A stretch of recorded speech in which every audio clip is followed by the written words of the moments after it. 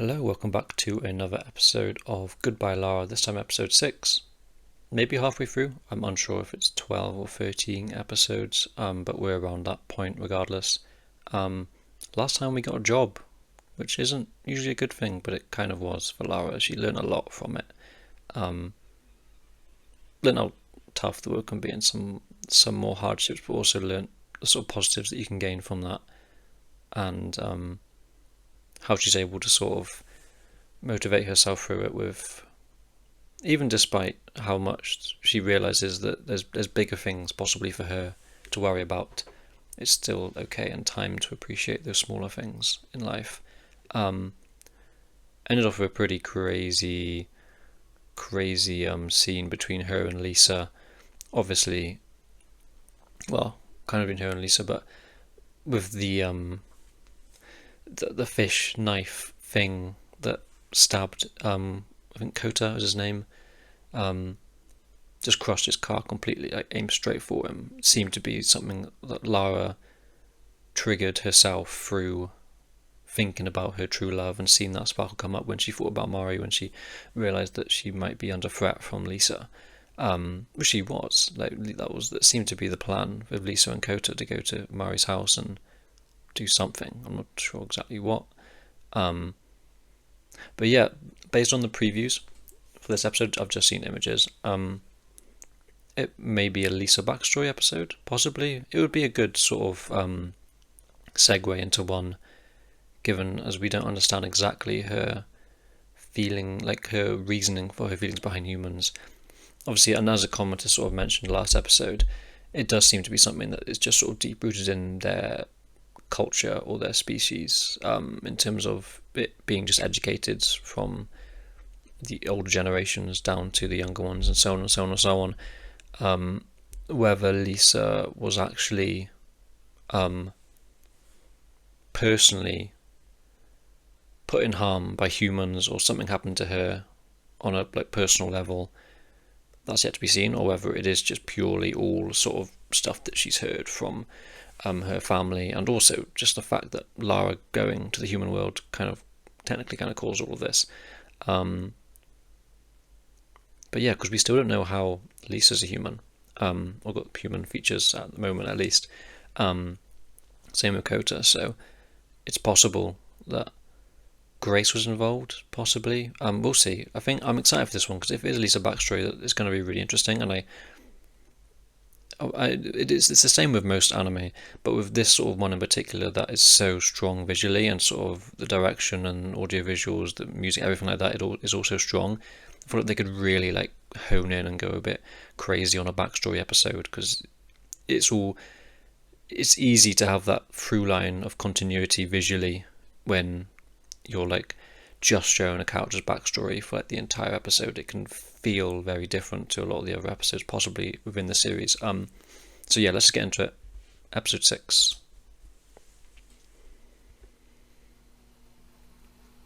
Where are we?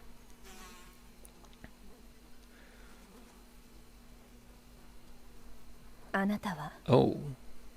いつも私を見つけてくれた。だからこれからもあなたが。 Is she referring to Lara or possibly Kota? Yeah. God, that OP is just perfect. じゃあ箸使われへんのか。怖いな。そうか、リサに会ったか。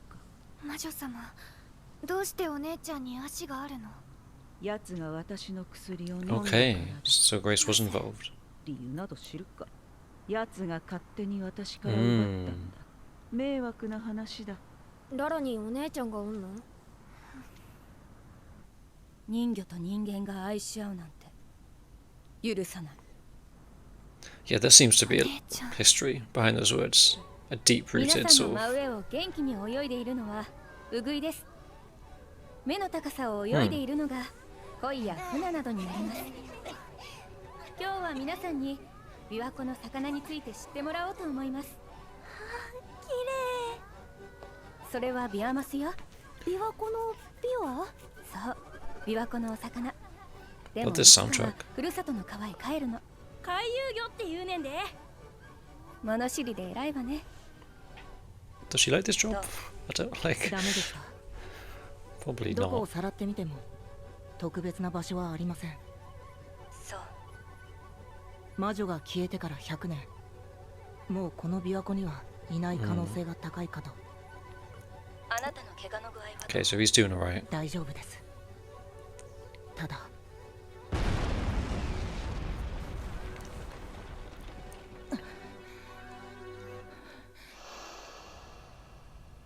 ララ、私たちにはもう時間がないのよ。でね、それをね、お父さんが Nice transition. 私嬉しくて。ララ、早く早く。 Baby Lara is possibly the cutest thing ever. And there's Kota, yeah.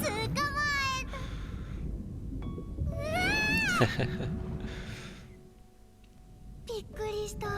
すっごく大きな口なんだもん。そこも可愛いでしょ。リサはあの子のことすごく好きだよね。だっていつも一緒にいるもん。 That light seems to be about そ Kota. うね、面白いのよ。あの子、 mean- 何だって見つけちゃうんだから。 Literally. 見つけちゃう？砂から目だけ出してる不思議な魚。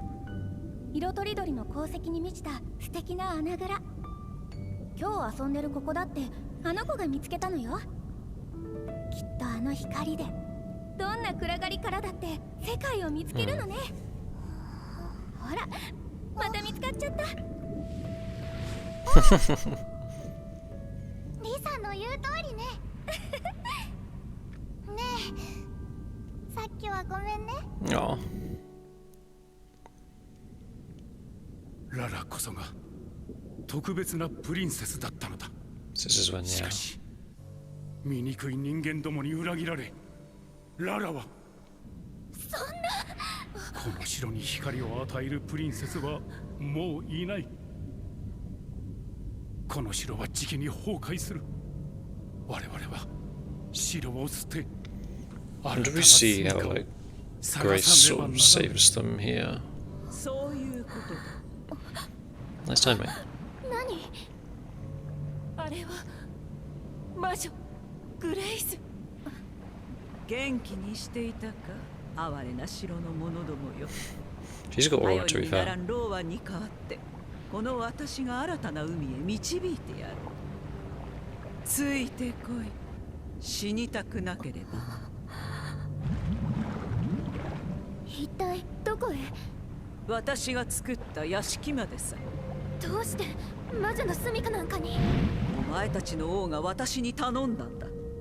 安全な場所が他にあるならば好きにするがいい。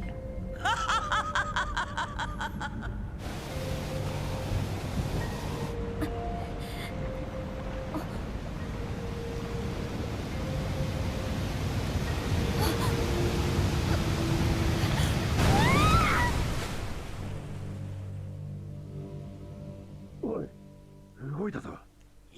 Oh no.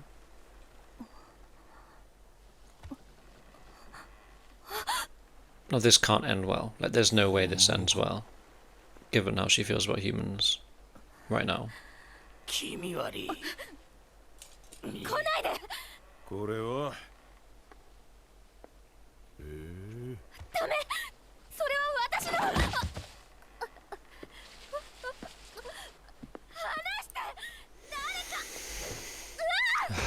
Yeah.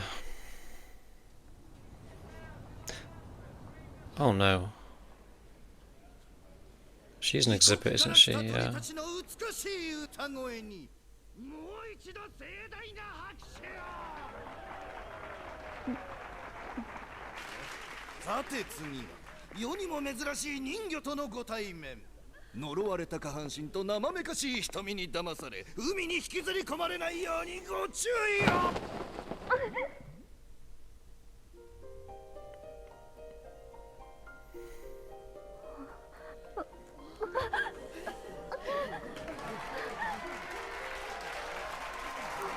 Yeah. Lisa, like, you're completely just validated in whatever. 出しなさい。出して。ここ and however you feel about humans, you know?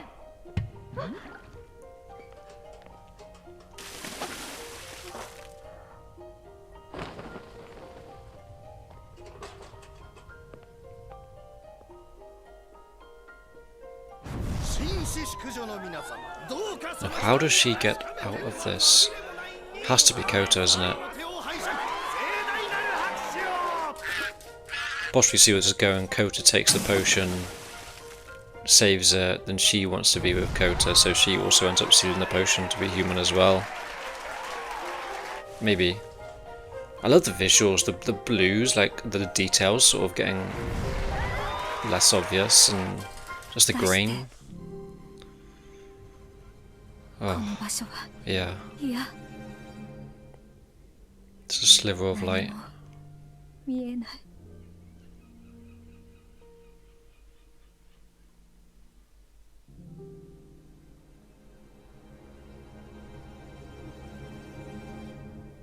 Wow, look at that.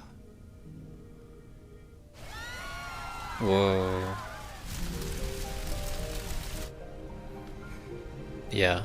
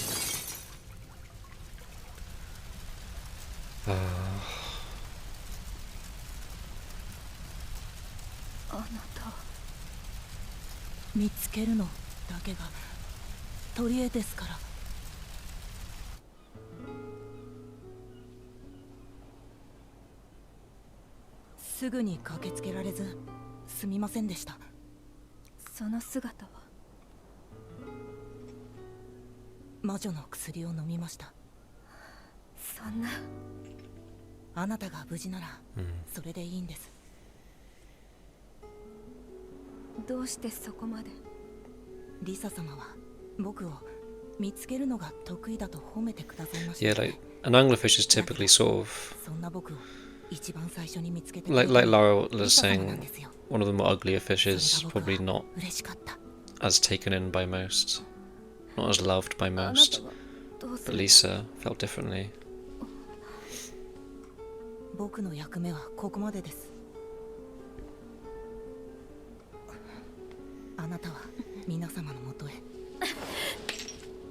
Yeah.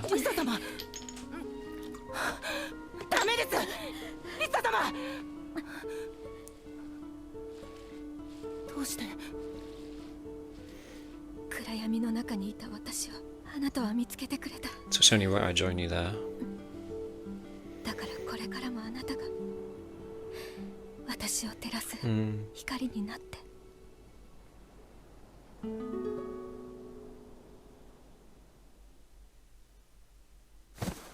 Him being an anglerfish is just so good.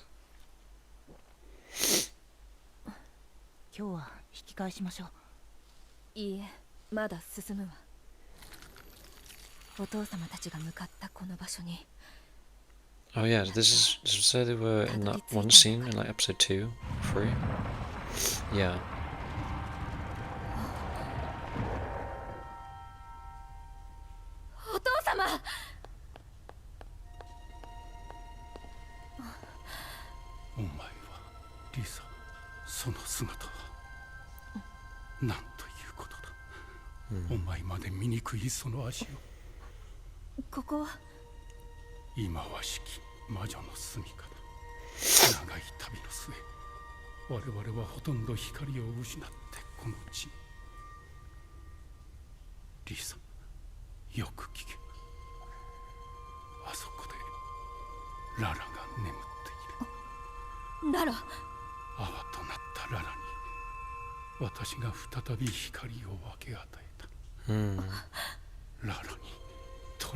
So yeah, he saved her.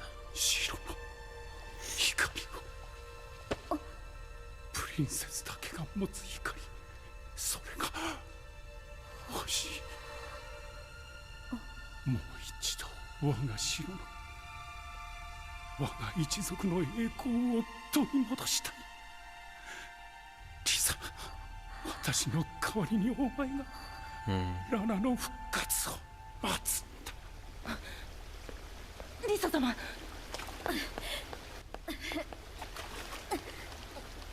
扉が動かない。人間とは不便な生き物だ。魔女。滑稽だな。水に追われて逃げるその姿。Yeah. 消えなさい。 I need to comment ラ on ラが that. 目を覚ますまで私たちがここを守るの。静かにしろ。ローアンは眠ることを望んでいる。ララだけでなくお父様もたぶらかしたのね。答える必要があるか。私の薬が尽きれば消えていくお前たちに。ここは神聖な場所だ。人間は地上に帰りない。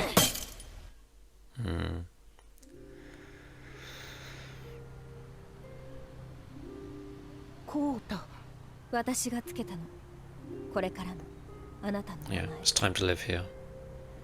僕はどこまでもあなたについていきます。魔女の言う通り、私たちの薬はもうわずか。泡になって消えてしまう前にあの薬を手に入れなければ。 They're trying to study it. Trying to make it possibly. なんだって言うの。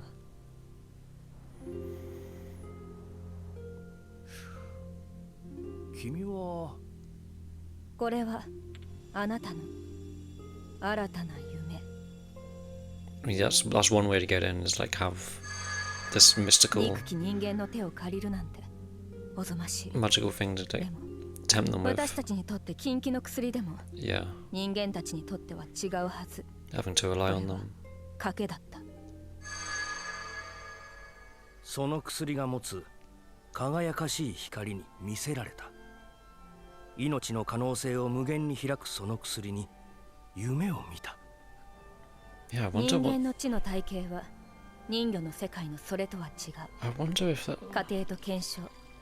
しかしそれを積み I 重 think ね there's る something と possibly related to the 薬の再 prince, 現 but 容易なら and ざる how もの he's だ still around if he is, because we've seen him in the OP, so he's gonna come back. But like, how 命の星 is が this 宿っ it? ているかのような薬だった。私たちには見えない光を追い求めるような It is, isn't it? 日々が続いていった。この光の正体は何？この光はどこからやってきたのか知りたい。光に輝く命の本質が知りたい。だがその時間が私にはもうないようだ。 But the prince would already 人 be 間の gone 言 by 葉 now, はい surely. ちいち大げさね。自分たちの短い I'm not 命 sure. こんな風に飾り立てて。彼が一生をかけて作ったこの似ても似つかない偽物。でもこんなものでも ほんの少しなら泡になるのを遅らせてくれるみたいです。そう。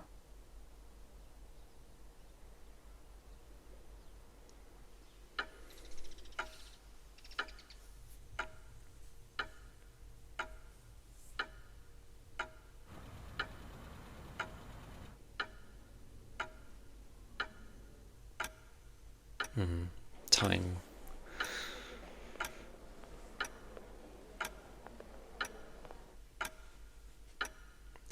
How unnerving. ララはまだ蘇らない。 It's all the この偽 clocks. 物の薬も効き目が弱まってきたわ。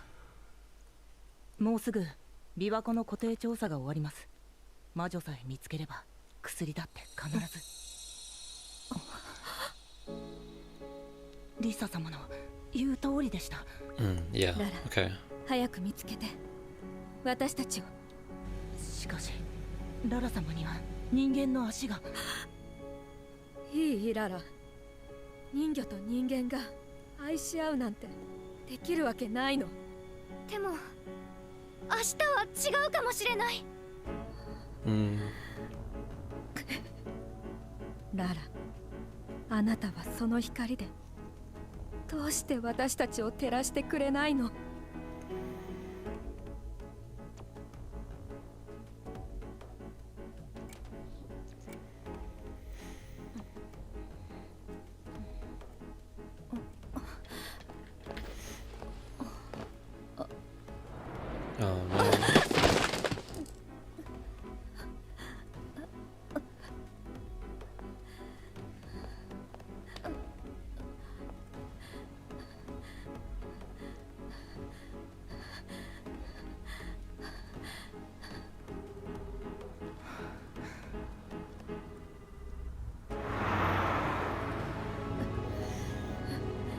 God, the music is...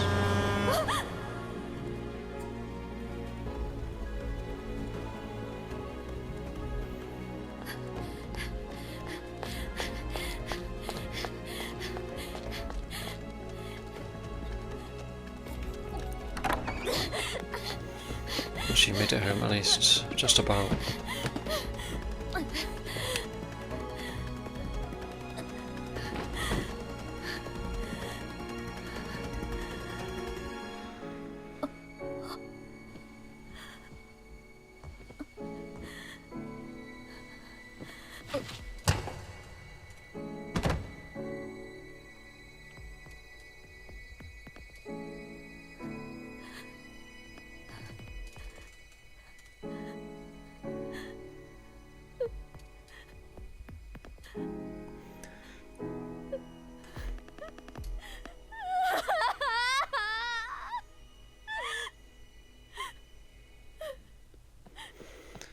Yeah, the light of... yeah, I knew that was coming.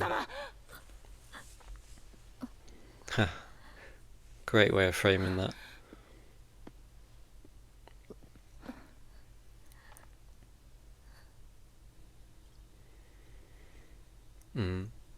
Interesting, Lisa's still half enshrouded in darkness there. あなたにも症状が出ているはず。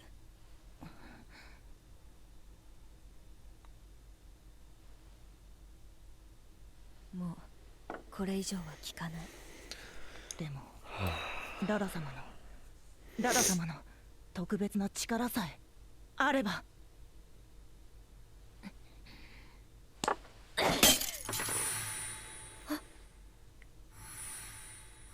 Oh yeah, we saw that. リサ様。Yeah.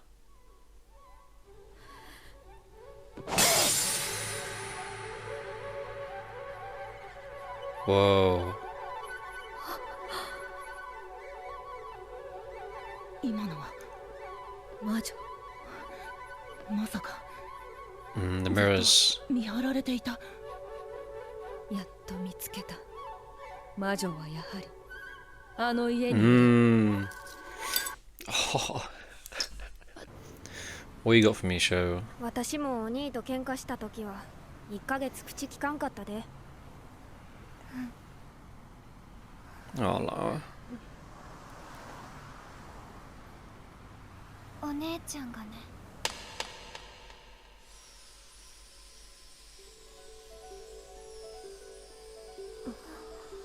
Oh, it is, it is. It is.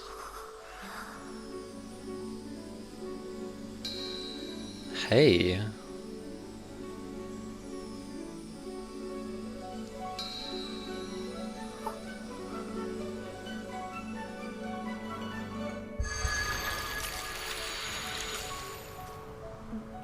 Whoa, whoa, whoa.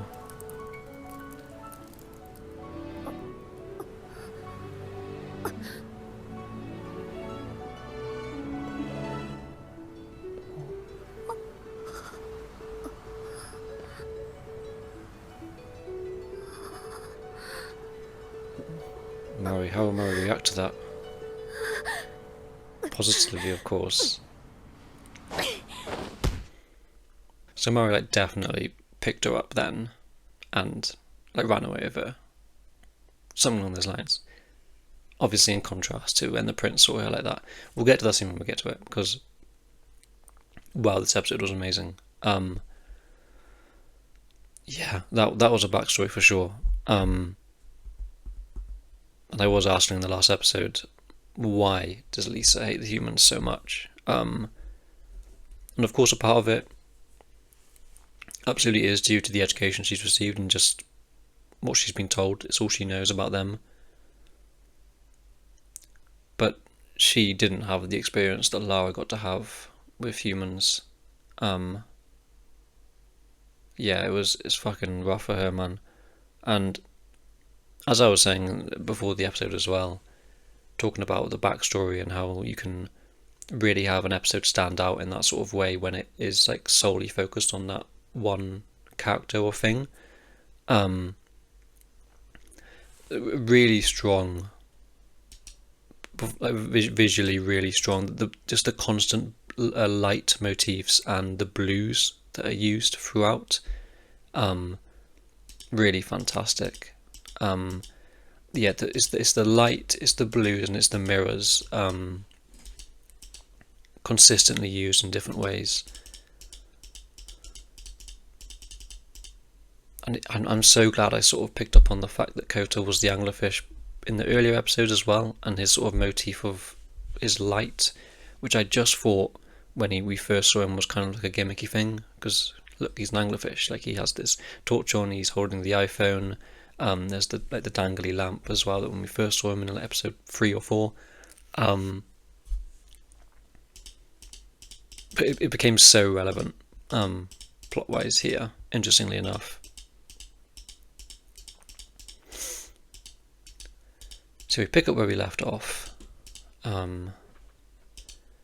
We find out Lisa did steal the potion, and it's funny because I actually managed to predict a lot of things this ep. Luckily, for once in my career, I actually managed to see where it was going a lot of the time. Not that means it's bad or anything. It was executed perfectly, but for once I actually knew I could predict what was going on. Yeah, and then we get our backstory with Lisa. And we start off in the present. She's working at an aquarium. Makes sense. I'm interested in how she feels towards this job. I can only imagine she hates it because she doesn't want to be working with humans, talking to humans, pretending to be nice, smiling onto humans, etc., etc. Though I am interested in, surely some of these kids' wonders about fish must sort of get to her a little bit. She must see some good in them, and it's probably a case of she's not going to blame the kids here. It's sort of the adults that are teaching them, and I've done these things. So it's all been adults basically. So I don't think the show will touch on how she feels towards this job, or interacting with humans on this level. But it's interesting to think about. Yeah, so Kota's, he's all good. He managed to sort of jump out of the way. He was pretty close to getting crushed there. And we get a lovely transition into a flashback. She's so adorable. Like, oh, that's so sweet. Again, the light shining on the two of them, the blue colour, the green sort of blue colour. And we get Lisa sort of praising the anglerfish, and like I sort of mentioned, it is an ugly fish, but it certainly has a charm in its ugliness. Like, as Lara said, his big mouth makes him quite cute. The thing is, I say him, I think there's a bit of a androgynous factor to Kota in his human form. Doesn't really make it clear whether Kota is a male or a female. Not that it really matters, but I think it's an interesting presentation for the character. It's nice as well going back to this part and sort of filling in some of the gaps with Lisa here, with what happened, because it was not vague, but there were certain things you just kind of had to fill in your head and just connect the dots. But this sort of says explicitly, yeah, Grace came along, showed them all to the kingdom. The dad saying, obviously, due to Lara disappearing, the kingdom being destroyed, she's the one with the light. And then we find out later that the dad actually technically saved Lara using his own light. It's interesting though that we do actually sort of move on to this light having a sort of tangible physical existence, with the scientists and the human world trying to recreate it in one way or another, which I think is interesting. Whether elsewhere it's clearly just this magical sort of feelings, sort of power sort of thing, rather than something you could touch and hold. But yeah, so the witch takes them away to Lake Biwa. We find out that Lisa unfortunately sort of gets caught. It was a rough journey, and Lisa unfortunately sort of gets caught with it, and then the humans find her, and it's like glaringly obvious that it's not going to be a good time. interestingly, again, we have the light motif, the dangling light as well, but this time it's not a positive, and it's just the way they sort of handled her, like with the tail. It's just really unpleasant, her having like no sort of agency whatsoever. And yeah, I mean, this was exactly what you'd sort of expect humans to do. I mean, she probably had the best of it, otherwise she probably would have, if it wasn't sort of like these sort of people that picked her up, it would have been scientists and would have experimented on her alive. So, well, this is terrible. It's better than what it could have been, unfortunately. Again, leitmotif, her just being inside this glass box as well, the reflection and all that sort of thing. She's blinded by it initially, and it's just dark figures, without faces, drawn roughly in a purposeful way.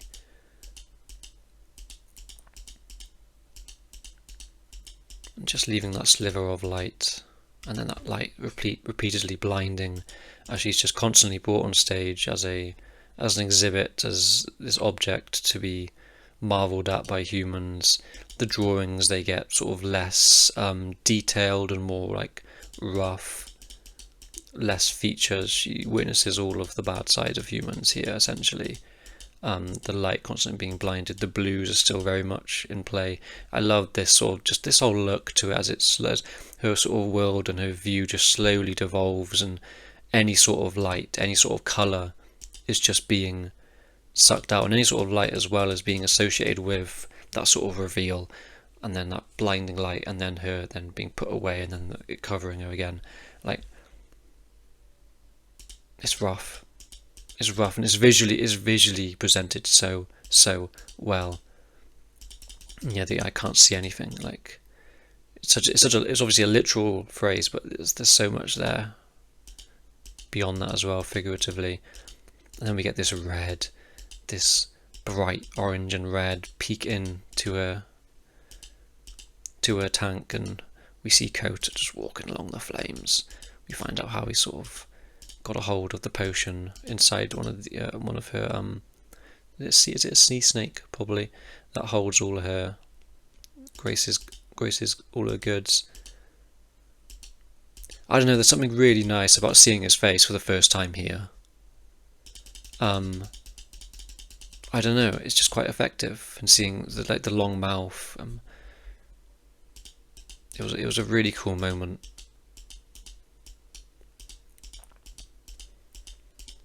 Yeah, of course he did. Of course he took the witch's potion. Like, she was like everything to him, essentially. Someone who appreciated her, someone who cared about her. It's such like a simple, straightforward desire from Kota's side. But it's just really quite compelling. And he's like, yeah, I'll leave you to it. Go back to everyone. But she's like, no, there's this feeling. It goes both ways. This isn't a one-way road. I wonder if how much of this is sort of any sort of romantic, or is it more familial, like that sort of thing. It doesn't really matter between these two. They just have a very strong bond, a long-lasting bond. They've been around for some time now together, gone through it all together, saved each other. It doesn't matter whether this is romantic or not. Yeah, you're the one who found me in the darkness, and we get this sort of bright orange and red. Like, this is romantic. Like, let's be real, this is romantic. But obviously I'm not expecting anything sort of explicit to come out of it. Doesn't matter, it's not the point. So yeah, they sort of survive on the remaining potions that Kota has. So that was 1931. I want to go back to when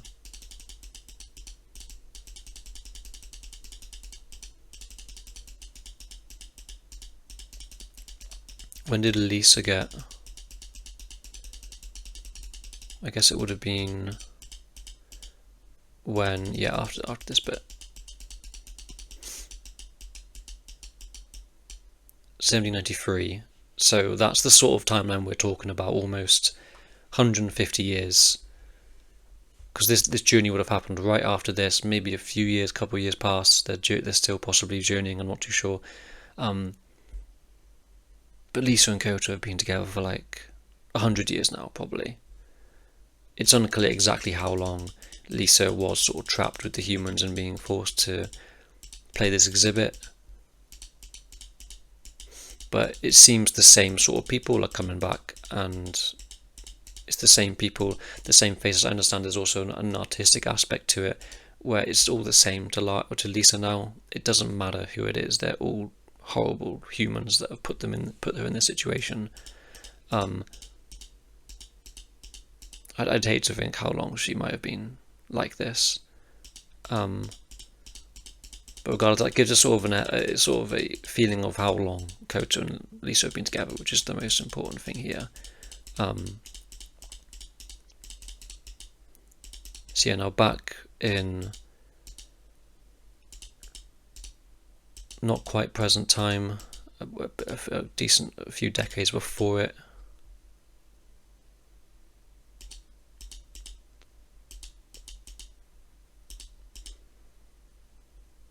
Yeah, so the king gave her, obviously, her father gave Lara his light to survive, because she's obviously the princess that has the light that can save the kingdom, and he's willing to sacrifice himself for that.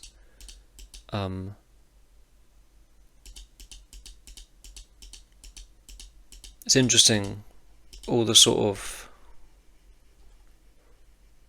feelings. The king sees Lisa for the first time, and he's like, "Oh, you're a hideous human."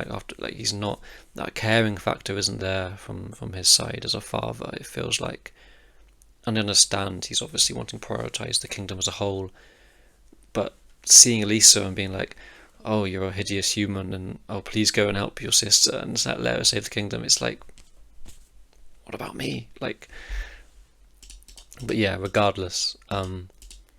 Again, the mirrors sort of showing initially that Grace was how I've always been watching this whole time, and this is how she sort of communicates. And that interesting, that pink sort of flash is her. It's a cool little visual thing we obviously noticed last episode.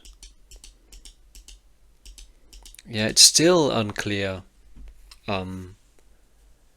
exactly what Grace's intentions are and how malicious they are as well. I think after last episode it felt possible that Lisa could be the antagonist. It's clearly not going to be that. But Grace is still in a bit of a grey, leaning towards dark area at the moment. But I'll give her the benefit of the doubt for now, because she's cold and she looks cool and has a nice voice. So yeah, they just start living, and they're like, we got to try and figure this out ourselves. What better way to sort of get our foot in the sort of industry is just go straight to the people themselves with the very stuff that they're searching for. And I initially thought that they do end up succeeding in creating this medicine or whatever, this life invigorating sort of medicine, and whether the prince ended up taking it. But obviously this is way after what happened with the prince, so him returning is still a bit, it might not even be him. We'll get to him when we get to it. But yeah, so they go on researching this, and just Lisa having to rely on them the whole time while harbouring this deep resentment to them, having to put on airs, put on these kind faces to try and save everyone, save her sister, save themselves, hoping at least that Lara will wake up if they're unable to sort of do this themselves. Again, sort of like light blue rather than a grey. And then we get this segment as time passes, and we looking at the clock, the ticking in the background is really good, really good. Just time passing, humanity evolving, technology evolving, and Lisa and Kota being there the entire time with it. So they found some sort of way. So yeah, man, it's like 100 years before like the stuff with Lisa initially, when Kota and Lisa came back. And then yeah, Lara wakes up, and it's all there's this optimism in the air, there's this hope from Lisa, and then she finds out that this is what Lara's doing, and it's like, from Lisa's perspective, someone who has been, she wasn't forced to take the potion, but she took the potion of her own volition to stay with someone who took the potion to save her from humans, and has been spending her entire life as a human trying to figure this out, trying to save everyone. Lara wakes up and she's just pissing about, basically. Like, obviously she's still trying to find this true love. Not that Lisa knows exactly the ins and outs of that and what Grace has told her, and that there's a connection between that and the light. I'm unsure if Lisa is fully aware of that. But she sees Lara basically just having a good time, the time of her life, blending in with humans, making friends with a family, settling in. Like, she's not quite like she's always been there, but certainly she's not completely out of place. And it's just frustrating to Lisa. That optimism that Lara has, it's frustrating. There must be all sorts of emotions welling up within Lisa when she heard this. Like, how could you say that sort of thing? Like, obviously Lara doesn't know what Lisa's been through, but then, on the other sort of hand of things, you have Lara, who also initially had a great experience with humans back with the prince, and then which ended really badly. Lisa's still sort of maybe hoping that after that Lara would have at least some sort of doubt or resentment towards them, but no, it's just how Lara is. She has this optimism to her, she has this brightness to her that Lisa doesn't have, and yeah, why won't you shine that light on us? And it's not like Lara's going out of her way not to, or choosing not to. She's still figuring things out herself. But for Lisa, this is like, she spent her entire life on this, and then we get the dark blues again, and it's rough, man. And the OST on this point was really quite impressive. I've been praising the OST throughout the show, but my god, this episode, it was really fantastic, similar to sort of episode 1, where it really gave me that grand fairy tale feel. And Lisa just about makes it back home, and she's just like flailing everywhere. It's just not, and she's just left on the ground. Still, we have this like dark, washed out blue again, no light. And it just all kind of hits her at once, and she's like fuck, like, it's so rough, man. And we get the light again, that one shot like that, and it's just him holding the phone, but it's just a great little, even just this scene, Lisa still being half shrouded in darkness, having the light being emitted from Kota's side, like, it's those sort of little visual details and scene setting, and I suppose this would be compositing, right, in terms of placing things on the scene, that sort of, I'm pretty sure that's what the word for this would be. But yeah, and time's ticking for them, and Lara doesn't know about it. And then we get this cool, really fun scene with the mirror, where that pink sort of flashes and it shatters Grace, and then she moves into another one. It's really cool.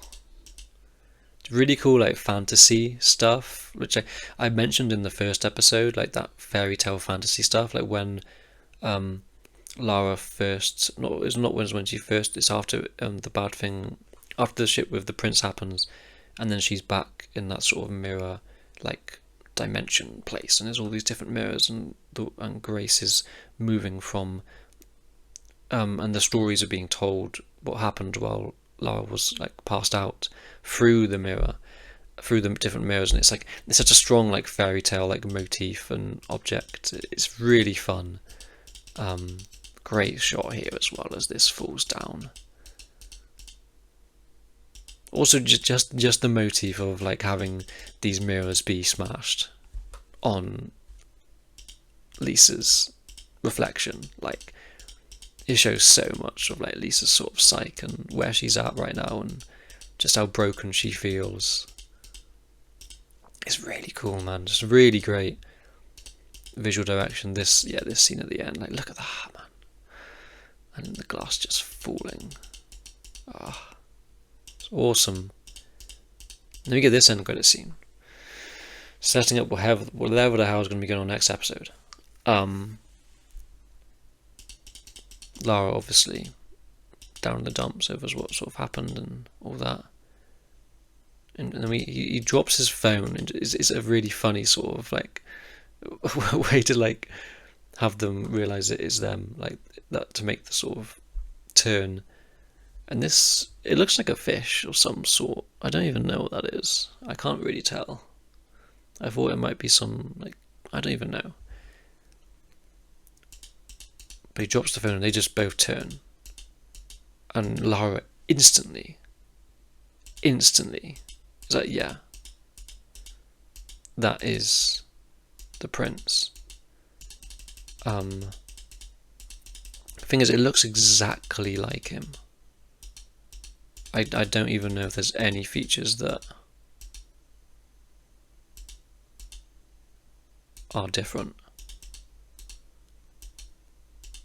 And I'm just wondering, and we see the light flashing, interestingly enough, because this is still a strong connection that Lara had, one that akin to love, from her perspective at least.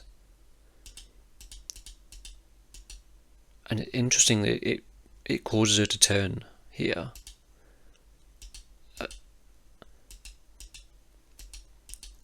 I kind of like how also we don't have a sort of comedic moment with Mari here. She is genuinely like shell-shocked, like, and she like for a second is like panicking, and she makes a sort of decision to what I assume is taking Lara away and carrying her and running away. But you, my friend, what are you doing here? Obviously that end scene as well, Mari obviously going to be making, like, not running away from Lara in that form that she sees for the first time. Well, technically it's kind of the second time, because when Lara first came flying down from the sky and Mari knocked her out, she would have seen it then, but there's a difference to how it's sort of come out here. And it's interesting because the prince doesn't seem all that alarmed by it. He's obviously a little shocked, but he's probably just unsure what the fuck is happening, I wonder. But that's the thing, is it even is it a descendant of the prince that Lara knew? Is it actually him? And if so, how? Like, I don't know. I have no idea. Because I don't think it's now related to the potion that the humans were trying to sort of recreate. Only other sort of possibility is that I was going to say he was maybe a mermaid as well, but he wouldn't be able to have stayed this long as a human. I have no idea. I have no idea whatsoever, to be honest. But yeah, this is a great final little cliffhanger here.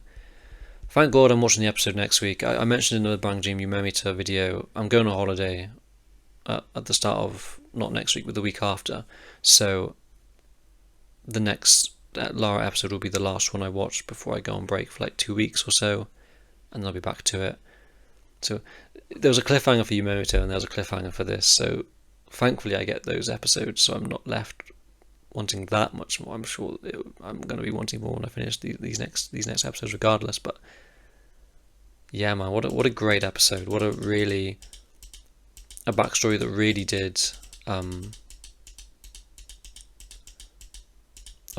really did live up to its expectations, and just like that I feel so deeply for Lisa as a character, and man, it's just It's a really fantastic episode, like visually as well, all the motifs, the light, the mirrors, and the strong and different shades of blue used. But yeah, I think that's everything. Thank you guys so much for watching, and I'll see you guys next week for episode 7. Bye.